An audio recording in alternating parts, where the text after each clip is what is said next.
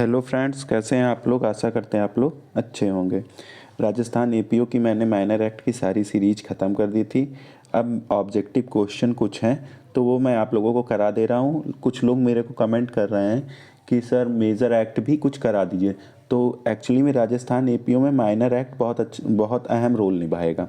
तो इस वजह से मैं पहले माइनर एक्ट कंप्लीट कर दे रहा हूँ, क्योंकि मेजर एक्ट हर कोई पढ़ता है, माइनर वहाँ का नहीं पड़ता।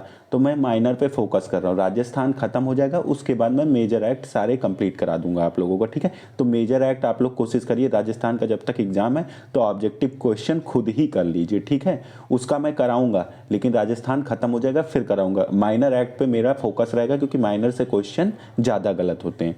तो आई होप आप लोग समझ गए होंगे, क्योंकि बहुत लोग कमेंट कर रहे थे कि सर मेजर एक्ट भी करा दीजिए, आईपीसी सीआरपीसी एविडेंस। तो वो मैं सोच रहा हूँ मैं कराऊंगा, मैं निश्चित कराऊंगा। और थोड़ा बीच में टाइम भी नहीं मिल पाया था, प्लस सब्सक्राइबर भी नहीं बढ़ रहे थे, तो मैंने थोड़ा कम कर दिया था वीडियो बनाना। लेकिन बहुत लोगों का कमेंट आया कि सर आप अच्छा पढ़ा रहे हैं, तो मैं फिर शुरू कर रहा हूँ। तो अभी मैं ऑब्जेक्टिव क्वेश्चन ये दे रहा हूँ जो एग्जाम पॉइंट ऑफ व्यू से अच्छे हैं, ठीक है। तो इसे ध्यान से पढ़ लेना। और एक और है, जितने लोग भी देखते हो तो इसको वीडियो को शेयर कर दिया करो यार, कम से कम 1000 सब्सक्राइबर तो हो जाएं।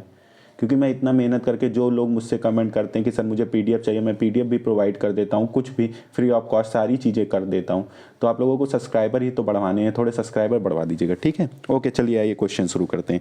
तो आज क्या पढ़ना है, पास्को एक्ट पढ़ना, ठीक है। पास्को एक्ट के जो क्वेश्चन होंगे वो मैं आज आप लोगों को करा दूंगा, ठीक है। पास्को एक्ट के करीब करीब 75 क्वेश्चन होंगे, ये मैं करा दूंगा, जो राजस्थान एपीओ के लिए बहुत इंपॉर्टेंट होंगे। तो आइए पढ़ते हैं पहला क्वेश्चन। लैंगिक अपराधों से बालकों का संरक्षण अधिनियम 2012 कब प्रवृत्त हुआ। तो कब प्रवृत्त हुआ, 14 नवंबर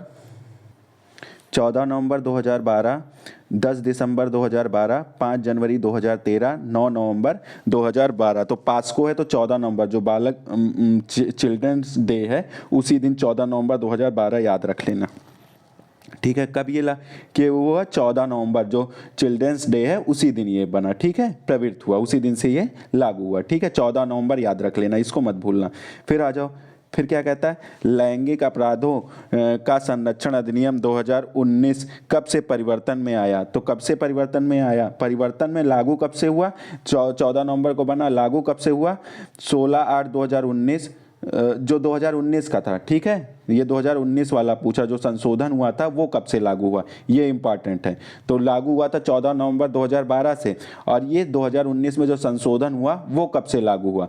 तो 16/8/2019 को, 16/9/2019 को, 16/18, ये 18 तो कोई होता ही नहीं है, गलत है वैसे भी, 20/12/2019 को। तो कब ये हुआ, 16/8/2000, यानी कि जो 16 अगस्त 2019 को, 16 अगस्त 2019 को जो पास्को एक्ट का जो संशोधन आया था 2019 का, वो लागू हुआ, ठीक है, वो परिवर्तन में। तो 16 अगस्त 2019 को। अब आ जाओ नेक्स्ट, इस एक्ट में क्या है, बालक कहा गया, किसे बालक कहा गया है, इस अधिनियम में किसे बालक कहा गया, जो 18 वर्ष से कम आयु की नारी हो, 18 वर्ष से कम आयु का नर हो, और 1 और 2 दोनों 16 वर्ष से कम आयु के व्यक्ति को। तो किसे कहा गया इसमें, पहले और दूसरे से। तो 18 वर्ष से कम का चाहे मेल हो चाहे फीमेल हो, ठीक है, तो उसे क्या कहा जाएगा, बालक कहा जाएगा। ये कहाँ बताया गया, पास्को एक्ट में बताया गया है, ये याद कर लेना। तो 18 वर्ष से कम का चाहे बालक हो चाहे बालिका हो, तो उसे क्या बोलेंगे, उसे बालक कहा जाएगा, ठीक है। नारी हो या नर हो, उसे क्या कहा जाएगा, चाइल्ड ही कहा जाएगा, ठीक है।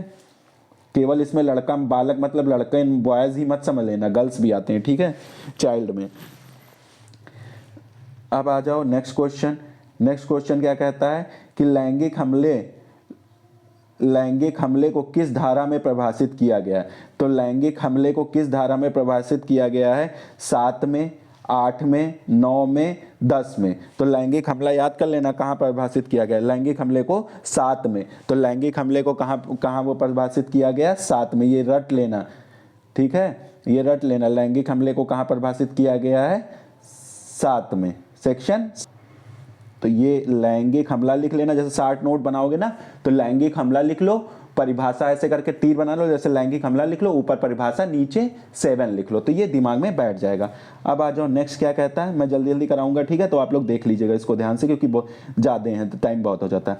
एक व्यक्ति 15 वर्ष के बालक पर प्रवेशन लैंगिक हमला करता है तो उसे दंडित किया जाएगा। अब प्रवेशन लैंगिक हमला किया है, प्रवेशन लैंगिक हमला किया है तो किसमें न्यूनतम 10 वर्ष का कारावास होगा, न्यूनतम 20 वर्ष का कारावास होगा, आजीवन कारावास या मृत्युदंडादेश से या मृत्युदंडादेश से किससे दंडित होगा। अगर उसने क्या प्रवेशन लैंगिक हमला किया हो 15 वर्ष से 15 वर्ष, एक व्यक्ति जो 15 वर्ष के बालक पर, तो 15 वर्ष का बालक उस पर क्या करता है प्रवेशन लैंगिक हमला करता है तो किस किस दंड से पनिशमेंट किया जाएगा, न्यूनतम 20 वर्ष की सजा होगी इसमें। अब इसमें इसका डिटेल पढ़ लो, इसमें कौन सा हो जाएगा, सेकंड ऑप्शन हो जाएगा। ठीक है, इसमें क्या है, क्या कहता है वो देख लो। 16 वर्ष से कम आयु के बालक पर प्रवेशन लैंगिक हमला करने के लिए न्यूनतम 20 वर्ष है और फाइन है, और 16 वर्ष या 16 वर्ष से अधिक और 18 वर्ष से कम आयु पर अगर प्रवेशन लैंगिक के लिए हमला करता तो न्यूनतम 10 वर्ष है। ठीक है, 16 वर्ष से जैसे ऊपर कम होगा तो 20 वर्ष न्यूनतम हो जाएगा और जुर्माना, 16 वर्ष से 18 वर्ष के बीच में है तो 10 वर्ष हो जाएगा। 18 वर्ष से कम आयु के बालक पर प्रवेशन लैंगिक अधिकतम कितना हो जाएगा, लाइफ इम्प्रिजमेंट। तो अधिकतम कितना हो जाएगा, कम से कम 20 वर्ष है अगर 16 वर्ष से कम का करता, और अधिकतम लाइफ इम्प्रिजमेंट है। और 16 वर्ष से अधिक और 18 वर्ष से कम का बालक अगर उस पर प्रवेशन लैंगिक हमला करता है तो कितना हो जाएगा, न्यूनतम 10 वर्ष की सजा हो जाएगी और अधिकतम लाइफ इम्प्रिजमेंट हो जाएगा। ठीक है, नेक्स्ट क्वेश्चन आ जाओ। लैंगिक हमला दंडनीय है।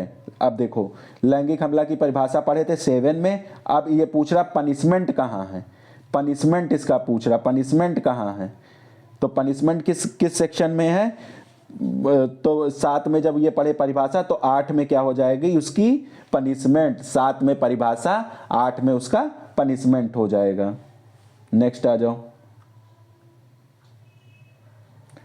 लैंगिक हमला के लिए न्यूनतम कितना दंड है, लैंगिक हमला के लिए न्यूनतम कितना दंड विहित किया गया है। लैंगिक हमला के लिए 2 वर्ष, 3 वर्ष, 5 वर्ष, 7 वर्ष। तो लैंगिक हमला के लिए न्यूनतम पूछा, ये सब अंडरलाइन करना, ये सब अंडरलाइन, यही सब क्वेश्चन गलत कराएगा। न्यूनतम पूछा तो न्यूनतम कितना, 3 वर्ष है।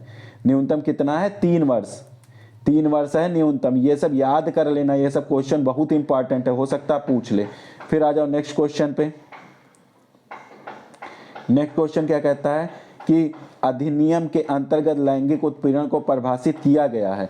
अधिनियम के अंतर्गत लैंगिक उत्पीड़न और लैंगिक हमले को तो पहले, अब उत्पीड़न देखो, हमले को तो 7 और 8 हो गया, हमला जो पढ़े हो अभी 7 और 8 में, अब उत्पीड़न पूछ रहा है। क्या पूछ रहा, उत्पीड़न पूछ रहा है। तो 11 में, 12 में, 13 में, 15 में, तो किसमें, 11 में। लैंगिक उत्पीड़न को किसमें परिभाषित किया गया है, 11 में परिभाषित किया गया है। ठीक है, नेक्स्ट आ जाओ।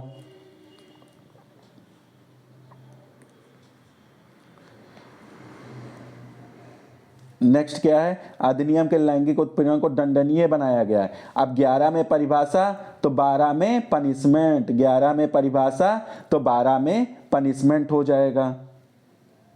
ये याद कर लेना, ये सब क्वेश्चन बहुत इंपॉर्टेंट है।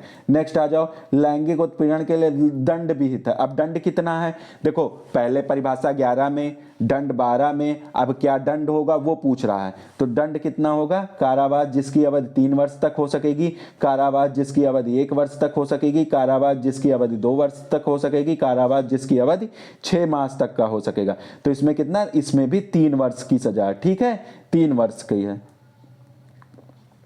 नेक्स्ट आ जाओ। पूछता है मृत्युदंड किस प्रकार के हमले में दिया जाता है। आप पूछ रहा मृत्युदंड किस प्रकार के हमले में, गुरुत्वर प्रवेशन लैंगिक हमला, गुरुत्वर लैंगिक हमला, लैंगिक उत्पीड़न, उपयुक्त सभी। तो गुरुत्वर मतलब बहुत खतरनाक हो गया। गुरुत्वर प्रवेशन लैंगिक हमला करता है, गुरुत्वर प्रवेशन लैंगिक हमला करता है तो वो किस में हो जाएगा, वो हो जाए उसमें क्या बोलते हैं, मृत्युदंड की इसमें डेथ सेंटेंस दिया जाता है, डेथ सेंटेंस इसमें दिया जाता है। गुरुत्वर प्रवेशन लैंगिक हमला करता है तो उसमें डेथ सेंटेंस दिया जाता है। सॉरी, इसको इंग्लिश में भी मैं बता दे रहा हूँ, भूल गया था, रुक जाओ। तो अब ये पूछ रहा है गुरुत्वर प्रवेशन लैंगिक हमले में क्या बोलते हैं, डेथ सेंटेंस दिया जाता है। तो गुरुत्वर प्रवेशन लैंगिक हमले को क्या कहते हैं, एग्रावेटिव पेनिट्रेटिव सेक्सुअल असॉल्ट। ठीक है, एग्रावेटिव पेनिट्रेटिव सेक्सुअल असॉल्ट बोलते हैं। ठीक है, तो इसमें लाइफ इम्प्रिजमेंट दिया जाता है, डेथ सेंटेंस दिया जाता है। अब आ जाओ नेक्स्ट क्वेश्चन पे। नेक्स्ट क्वेश्चन क्या कहता है? नेक्स्ट क्वेश्चन कहता है कि आपका एक 6 वर्ष की बालिका एक 6 वर्ष की बालिका पर प्रवेशन लैंगिक हमला किया जाता है, ठीक है, तो अभियुक्त दंडित किया जाएगा। तो 6 वर्ष की बालिका के साथ किया जाता है तो कितना? मृत्युदंड, आजीवन कारावास, 1 या 2 से 20 वर्ष तक का कारावास। तो इसमें पूछा है तो कौन सा? मृत्युदंड से या आजीवन कारावास, दोनों है, ठीक है, या तो मृत्युदंड दिया जाएगा या आजीवन कारावास। तो किसमें? प्रवेशन लैंगिक हमले में। नेक्स्ट आ जाओ। देखो डिटेल मैं पढ़ा चुका हूं तो डिटेल मैं यहां नहीं बता रहा हूं, जिनको भी देखना हो तो पास्को एक्ट मैंने पहले पढ़ा दिया, वहां पे जाके डिटेल में आप देख लेना, ठीक है। ये मैं यहां पे क्वेश्चन सॉल्व करा रहा हूं तो डिटेल यहां नहीं बता पाऊंगा, ठीक है।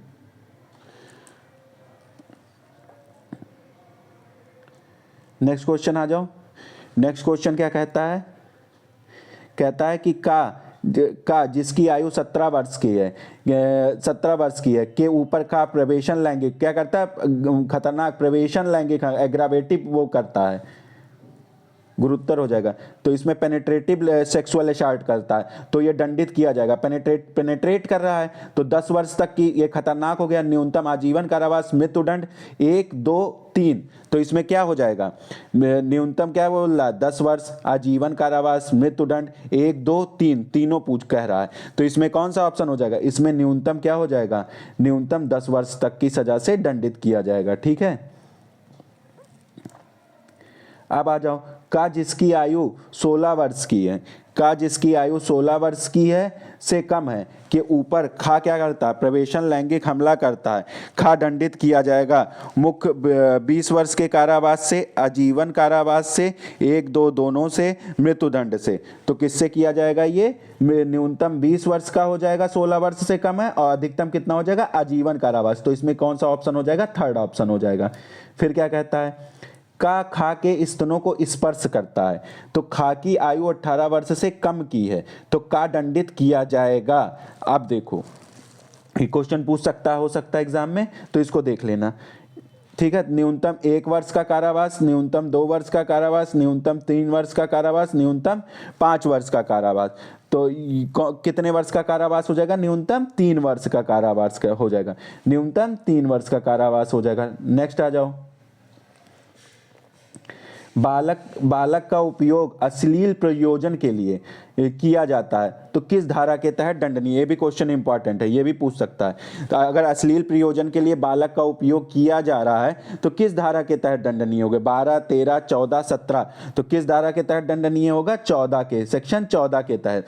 आप क्या कहता है? का खा की जिसकी आयु 18 वर्ष है ब्लू फिल्म बनाकर लैंगिक परितोषण के प्रयोजन के लिए इंटरनेट पर डाल दिया जाए। लैंगिक परितोषण के लिए किस पे? इंटरनेट पर डाल दिया जाता है तो का को दंडित किया जाएगा 3 वर्ष तक के कारावास से, 5 वर्ष तक के कारावास से, 7 वर्ष तक के कारावास से, 10 वर्ष तक के कारावास से। तो कितने से किया जाएगा? 3 वर्ष तक के कारावास से। अभी यहां सब न्यूनतम पूछ रहा है।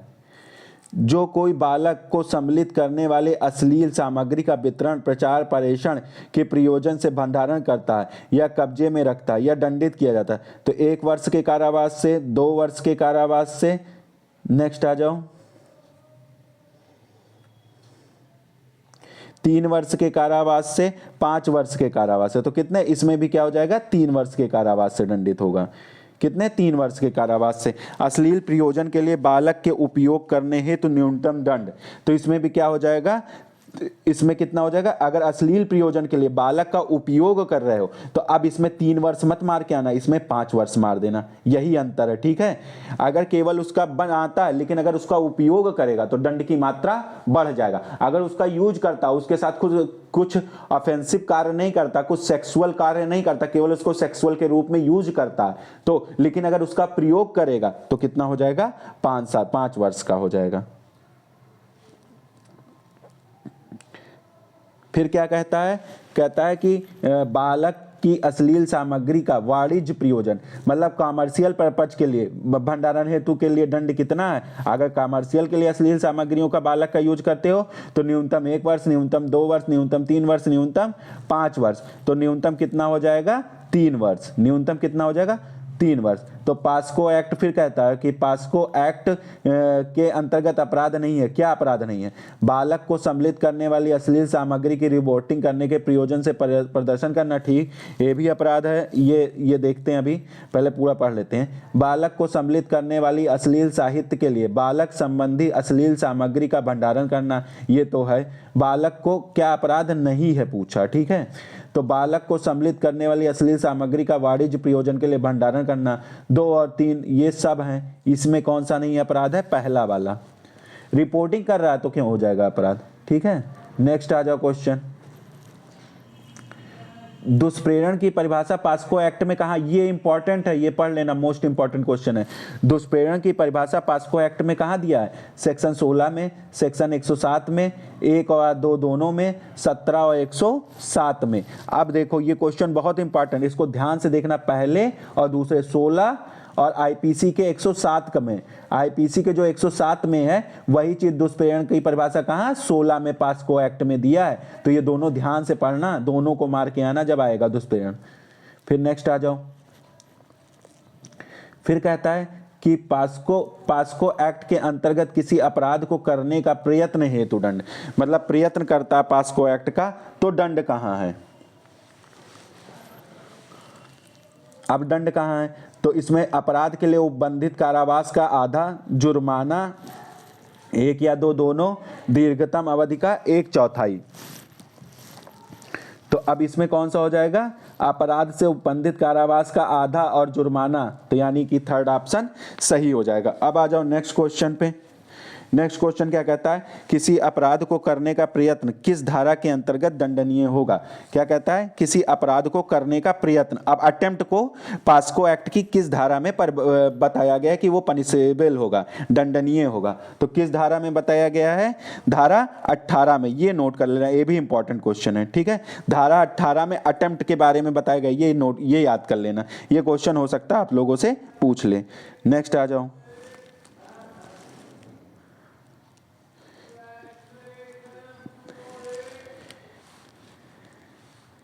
नेक्स्ट क्या कहता है? इस अधिनियम के अधीन बालक के विरुद्ध कारित अपराध की सूचना जानकारी रखने वाले व्यक्ति किसे देगा? मतलब अगर किसी बालक के प्रति अपराध हो रहा है तो उसकी सूचना किस व्यक्ति को दिया जाएगा? विशेष किशोर पुलिस यूनिट को, स्थानीय पुलिस को, 1 व 2 दोनों को। तो किसको दिया जाएगा? इसमें चाहे विशेष पुलिस यूनिट हो चाहे दो, किसी को भी भाई सूचना देनी है तो स्थानीय पुलिस को भी दे सकते हो, अगर विशेष किशोर पुलिस यूनिट है तो उसको भी दे सकते हो, ठीक है। तो दोनों हो जाएगा इसमें। फिर क्या कहता है? इस अधिनियम के अंतर्गत बालक के विरुद्ध अपराध की रिपोर्टिंग किस धारा के अंतर्गत की जाती है? अगर बालक के प्रति, तो रिपोर्ट किस धारा के अंतर्गत दी जाती है? कौन कौन सा ऑप्शन है? 16, 17, 17, 18, 18, 19, 19, 20। तो किस में किया जाता है? 19 और 20 के तहत। 19 और 20 ये भी इंपॉर्टेंट है। रिपोर्ट किस धारा के अंतर्गत दी जाती है अगर बालक के विरुद्ध अपराध किया जाएगा? तो धारा 19 और धारा 20 के तहत। अब आ जाओ धारा 19। क्या धारा 19 के अंतर्गत बालक के विरुद्ध होने वाले सूचना कौन दे सकता है? केवल बालक का संरक्षक, केवल बालक के माता पिता, केवल बालक के रिश्तेदार, कोई भी व्यक्ति जो अपराध की जानकारी रखता। तो इसमें सामान्य सी बात है, कोई भी व्यक्ति जो अपराध की जानकारी रखता हो, यही ऑप्शन सही हो जाएगा, चौथा ऑप्शन। कोई भी व्यक्ति के अंतर्गत स्वयं बालक भी आता है जिसे आशंका है कि इस अधिनियम के अंतर्गत कोई अपराध किए जाने की संभावना है या जानकारी रखता है कि ऐसा कोई अपराध किया जाएगा, तो जानकारी विशेष किशोर पुलिस यूनिट को या स्थानीय पुलिस को देगा। नेक्स्ट क्वेश्चन आ जाओ। अब नेक्स्ट क्या कहता है? जिस स्थान पर इस अधिनियम के अधीन बालक के विरुद्ध अपराध किया जाना है वहां का कार्मिक एम्प्लॉय विशेष पुलिस यूनिट या स्थानीय पुलिस को देगा। धारा 19, धारा 20, धारा 21, धारा 22। तो किस धारा के तहत देगा? धारा 20 के तहत देगा। नेक्स्ट आ जाओ। धारा 19 के अधीन बालक के विरुद्ध अपराध की सूचना देने की बाध्यता। धारा 19 के अंतर्गत अपराध की सूचना देने की बाध्यता अधिनियम के अधीन अपराध की संभावना होने पर, बालक के विरुद्ध अपराध होने की जानकारी होने पर, 1 व 2 दोनों पर, उपयुक्त में से कोई नहीं। तो इसमें कौन सा ऑप्शन सही हो जाएगा? इसमें हो जाएगा आपका 1 और 2। अधिनियम के अधीन अपराध की संभावना होने पर, बालक के विरुद्ध अपराध होने की जानकारी होने पर। नेक्स्ट आ जाओ। सॉरी,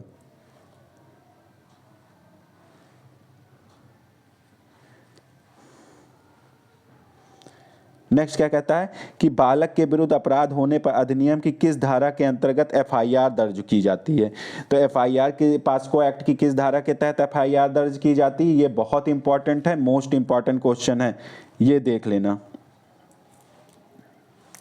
एफआईआर होगी वो पास्को एक्ट की किस धारा के तहत दर्ज कराई जाएगी। ये बहुत इंपॉर्टेंट, मोस्ट इंपॉर्टेंट क्वेश्चन है, इसको रट लेना, इसको लिख लेना कहीं पे भी। तो किस धारा के तहत वो 19(2) के अधीन एफआईआर दर्ज होती है, ठीक है, 19(2) के अंतर्गत। फिर नेक्स्ट क्वेश्चन आ जाओ। कोई व्यक्ति जो धारा 19 की उपधारा 1 की या धारा 20 के अधीन, ये रुक जाओ 2 मिनट देख लेता हूँ।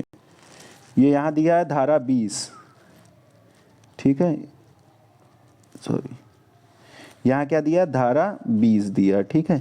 धारा 20 के अधीन किसी अपराध के किए जाने की रिपोर्ट कराने में विफल रहता तो वह दंडनीय होगा।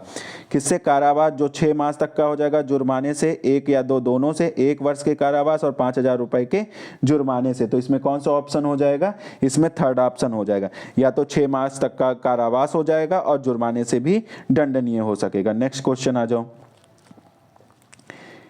किसी कंपनी या किसी संस्था का आभार साधक कोई व्यक्ति 19(1) के अधीन किसी बालक के किए जाने की रिपोर्ट करने में असमर्थ रहता तो वह दंडनीय होगा।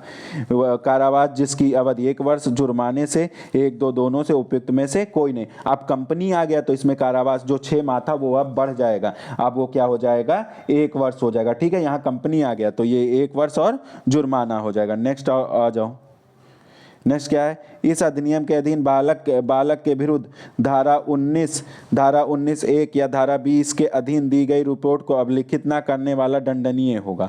अब 19(1) और 20 के अधीन जो रिपोर्ट ही नहीं लिख रहा तो किस प्रकार, कितने दंड से दंडनीय किया जाएगा?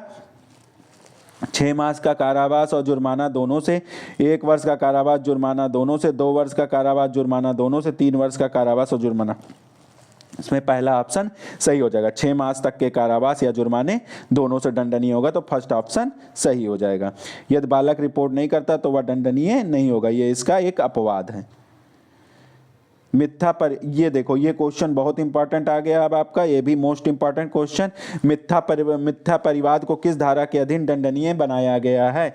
मिथ्या किसको? परिवाद को। अगर गलत के तरीके से आप परिवाद करते हो तो किस धारा के तहत दंडनीय बनाया गया? तो धारा 22, थर्ड ऑप्शन, डायरेक्ट इसको मानना। 22 के तहत बताया गया कि मिथ्या परिवाद करोगे तो धारा 22 के तहत दंडनीय किए जाओगे, दंड दिया जाएगा। नेक्स्ट आ जाओ।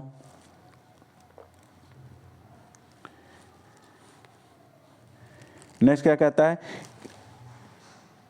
नेक्स्ट कहता है कि अधिनियम के अंतर्गत किसी व्यक्ति को अपमानित करने हेतु मिथ्या परिवाद के लिए कितना दंड दिया जाएगा?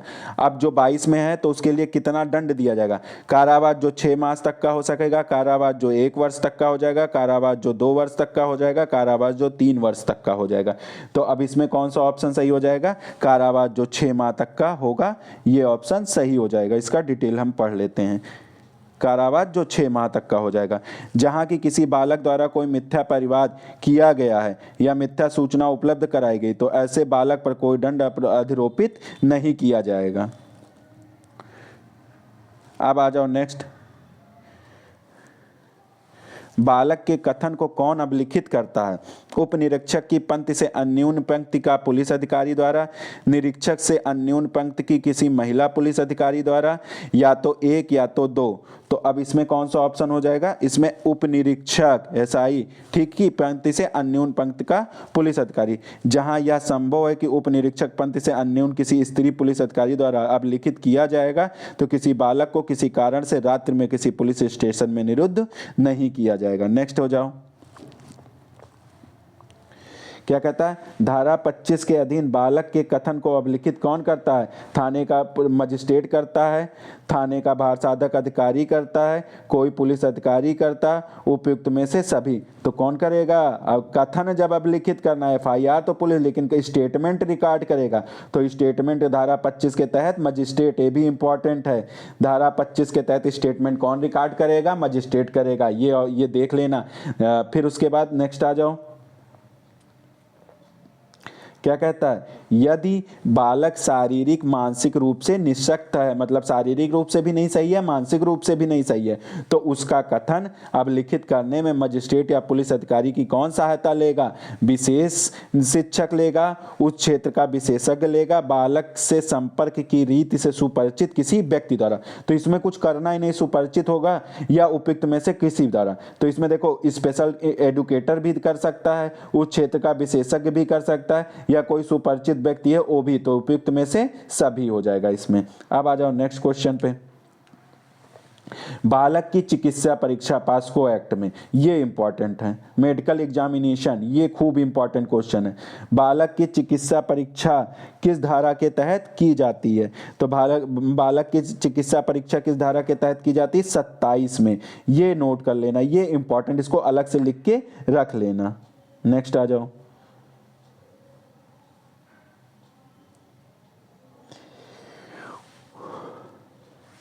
कौन सा सेक्शन बताएं 39 में, देखो मैंने सही गलत तो नहीं बता दिया, हाँ सही है, 27 में होता है, ठीक है। एग्जामिनेशन, मेडिकल एग्जामिनेशन 27 में होता है। फिर जो विशेष न्यायालय पदाभिहित कौन करता है, तो राज्य सरकार उच्च न्यायालय के मुख्य न्यायाधीश के परामर्श से, उच्च न्यायालय का मुख्य न्यायाधीश, या तो एक या तो दो, या तो एक या तो 4, यानी कि इसमें कौन, राज्य सरकार उच्च न्यायालय के परामर्श से करती है। तो इसमें पहला ऑप्शन आपका सही हो जाएगा। नेक्स्ट क्वेश्चन आ जाओ। इस अधिनियम के अंतर्गत त्वरित विचारण, ये भी क्वेश्चन इंपॉर्टेंट आ गया, के लिए विशेष न्यायालय किस न्यायालय को पदाभित किया गया है, ये भी important question. Sorry, POCSO act के अंतर्गत जो अपराध किया गया उसका त्वरित विचारण हो तो उसके लिए विशेष न्यायालय बनाया गया। तो ये किस न्यायालय को बनाया गया, ये भी देखा जाए तो किस न्यायालय को बनाया गया है, सेशन कोर्ट को बनाया गया है कि जिला जज सीनियर डिवीजन, जूनियर डिवीजन, उपयुक्त में से कोई नहीं, तो सेशन न्यायालय को, ये इसमें कोई टेंशन नहीं, सेशन न्यायालय मार देना, ठीक है।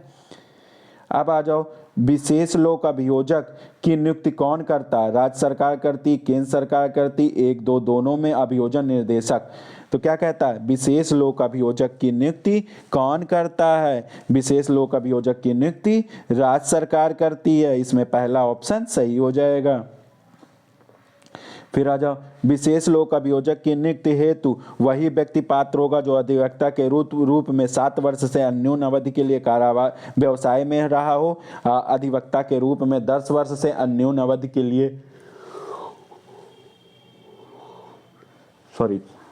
अन्यून अवधि के लिए व्यवसाय में रहा हो, 7 वर्ष से अधिक विधि व्यवसाय किया हो, उपयुक्त में से सभी। तो इसमें कौन सा ऑप्शन हो जाएगा, इसमें ऑप्शन हो जाएगा आपका पहला, जो 7 वर्ष से वो अन्यून होगा। फिर आ जाओ नेक्स्ट, विशेष न्यायालय अपराध का संज्ञान ले सकता है। तो अपराध का जो पास्को एक्ट का कौन संज्ञान ले सकता है, परिवाद प्राप्त होने पर, पुलिस रिपोर्ट पर, एक दो दोनों आधार पर, स्वसंज्ञान के आधार पर।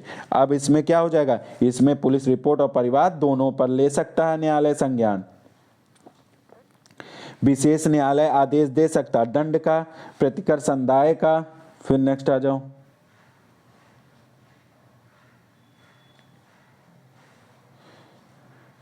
पुनर्वास का और उपयुक्त सभी। तो अब इसमें कौन सा हो जाएगा, इसमें हो जाएगा उपयुक्त सभी। संदाय के लिए, पेमेंट के लिए भी कह सकता है, दंड भी दे सकता है, पुनर्वास की व्यवस्था भी कर सकता है। तो इसमें कौन सा ऑप्शन हो जाएगा, चौथा ऑप्शन सही हो जाएगा।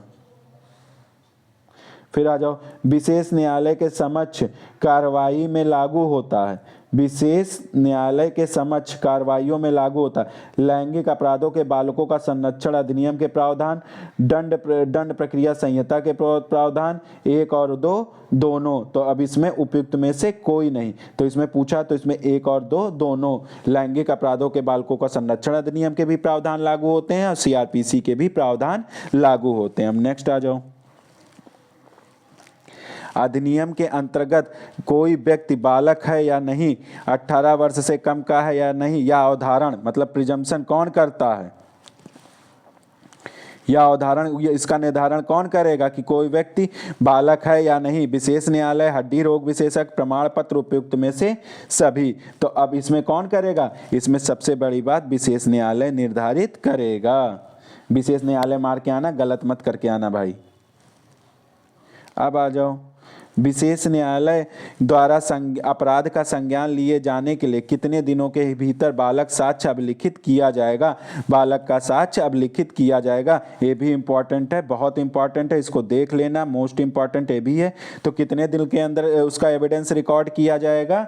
ये 15 दिन, 30 दिन, 45 दिन, 60 दिन। तो 30 दिन के अंदर उसका एविडेंस रिकॉर्ड किया जाएगा। विशेष न्यायालय यथासंभव अपराध का संज्ञान लिए जाने की तारीख से कितने समय के भीतर ट्रायल पूरा करेगा? जब संज्ञान लिया, कॉग्निजेंस लिया है, तो कितने दिन के भीतर, कॉग्निजेंस लेने के कितने दिन के भीतर ट्रायल को पूरा किया जाएगा? तो 6 माह, 3 माह, 1 वर्ष, 2 वर्ष। तो 3 माह के अंदर, 1 वर्ष के अंदर पूरा ट्रायल समाप्त किया जाएगा पास्को एक्ट के अंतर्गत।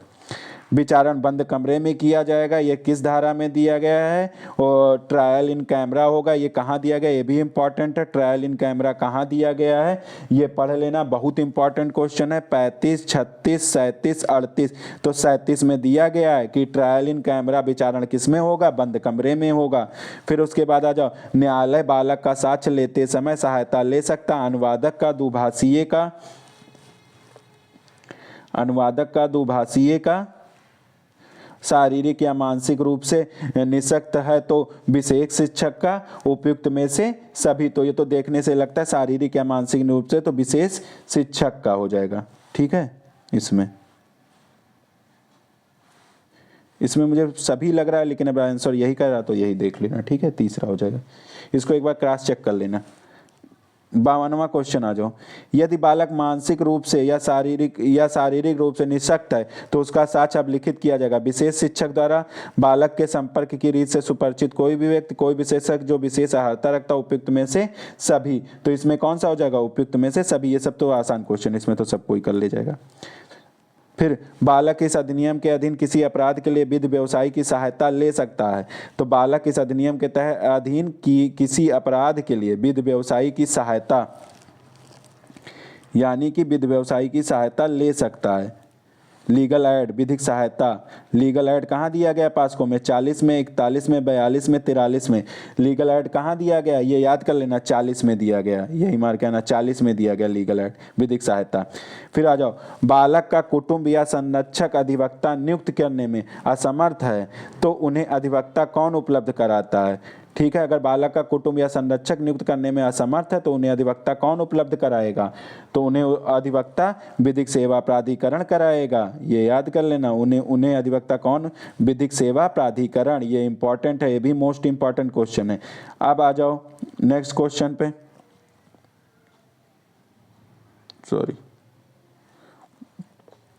अनुकल्पित अल्टरनेटिव पनिशमेंट का प्रावधान कहाँ किया गया? किस धारा में? 42 में, 43 में, 44 में, 45 में। तो अनुकल्पित दंड का अल्टरनेटिव पनिशमेंट कहाँ? 42 में है। निम्न में से कौन सा धारा दंड विधि संशोधन अधिनियम 2013 द्वारा प्रतिस्थापित किया गया है? 41, 42, 45, 52। 41, 42, 45, 52। तो 2013 द्वारा किसे प्रतिस्थापित किया गया है ये देखना पड़ेगा। ये हो जाएगा तुम्हारा सेक्शन 22, 42 हो जाएगा।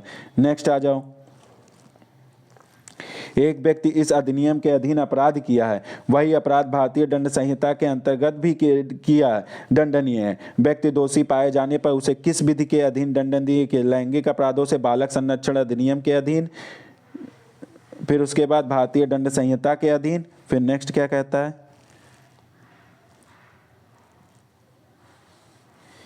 एक व दो दोनों के तहत गुरुत्व, जिसमें ज्यादा दंड हो वहीं से दंडित, यानी कि इसका तीसरा ऑप्शन सही हो जाएगा।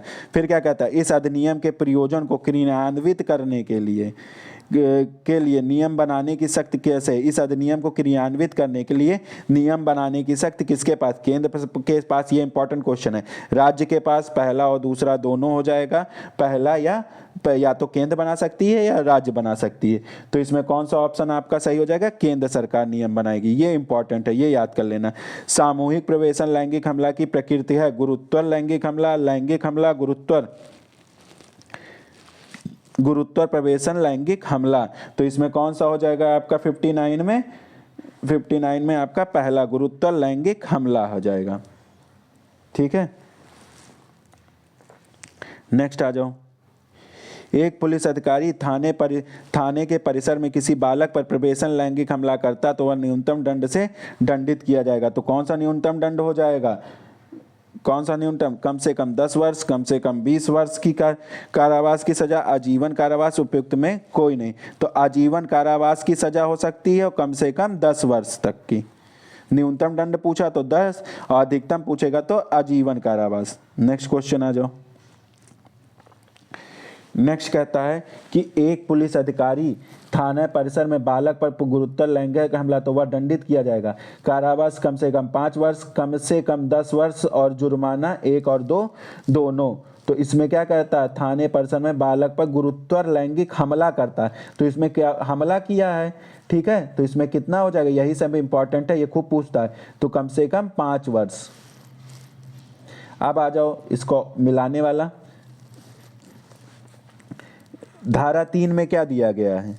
धारा 3 में प्रवेशन लैंगिक हमला, धारा 5 में गुरुतर प्रवेशन लैंगिक हमला, धारा 7 में लैंगिक हमला, धारा 9 में लैंगिक हमला। तो इसमें क्या पूछा? कौन सा सही सम्मिलित है? इसमें क्या पूछा? कौन सा क्या पूछा? इसमें कौन सा सही सम्मिलित है? तो इसमें कौन सा? उपयुक्त सभी सही सम्मिलित है, ठीक है, इसमें सभी को सही मार देना। 3 में दिया प्रवेशन लैंगिक हमला, 5 में दिया गुरुत्तर प्रवेशन लैंगिक हमला, 7 में लैंगिक हमला, 8 में गुरुत्तर लैंगिक हमला, ठीक है, ये याद कर लेना। अब नेक्स्ट आ जाऊं। इस अधिनियम में अधिकतम दंड कितना है? तो इस अधिनियम में अधिकतम दंड कितना है? मृत्यु दंड है। ये सीधे सीधे याद कर लेना, ये सब क्वेश्चन बना के पूछ सकता है, इंपॉर्टेंट है। फिर आ जाओ। इस अधिनियम या अन्य विधियों के उपबंधों में असंगत के दशा इस अधिनियम का अध्यारोही प्रभाव पड़ेगा। अध्यारोही प्रभाव पड़ेगा, ये कहाँ बताया गया है? ये 42 के काम में, ये भी इंपॉर्टेंट क्वेश्चन 42 के काम में बताया गया है। अब आ जाओ। इस अधिनियम के क्रियान्वयन में मॉनिटरिंग कौन करता है? मॉनिटरिंग कौन करता है? बालक अधिकार संरक्षण के राष्ट्रीय आयोग, बालक अधिकार संरक्षण के राज्य आयोग, 1 और 2 दोनों। तो इसमें कौन करेगा? या तो केंद्र सरकार वाला कर सकता है या राज्य वाला, तो दोनों कर सकते हैं। तो इसमें थर्ड ऑप्शन सही हो जाएगा। अब आ जाओ। बालक से अभिप्रेत है ऐसे व्यक्ति जिसकी आयु, अब देखो ये भी क्वेश्चन खूब इंपॉर्टेंट है। बालक से अभिप्रेत है 12 वर्ष से कम, 16 वर्ष से कम, 18 वर्ष से कम, 21 वर्ष से कम। तो अब पास्को में याद कर लेना, पास्को में याद कर लेना, बालक में कौन सा आएगा? 18 वर्ष से कम। ये याद कर लेना, मोस्ट इंपॉर्टेंट, ये क्वेश्चन पूछ सकता है। नेक्स्ट आ जाओ। निम्नलिखित में कौन सही सम्मिलित नहीं है? कौन सा सही सम्मिलित नहीं है ये देखा जाए। प्रवेशन लैंगिक हमला न्यूनतम दंड 10 वर्ष, और गुरुत्तर प्रवेशन लैंगिक हमला 20 वर्ष, लैंगिक हमला 3 वर्ष, गुरुत्तर लैंगिक हमला 5 वर्ष। उपयुक्त में से सभी। तो इसमें कौन सा ऑप्शन हो जाएगा? 5वां ऑप्शन हो जाएगा, ठीक है। फिर आ जाओ नेक्स्ट। निम्नलिखित में कौन सा सही सम्मिलित नहीं है? तो इसको देख लेना तुम लोग। इसमें मेरे ख्याल से अश्लील मेला ये 5 वर्ष के लिए, ठीक है, बालकों को सम्मिलित करने वाला 3 वर्ष के लिए, बालकों को अश्लील सामग्री का वितरण करना,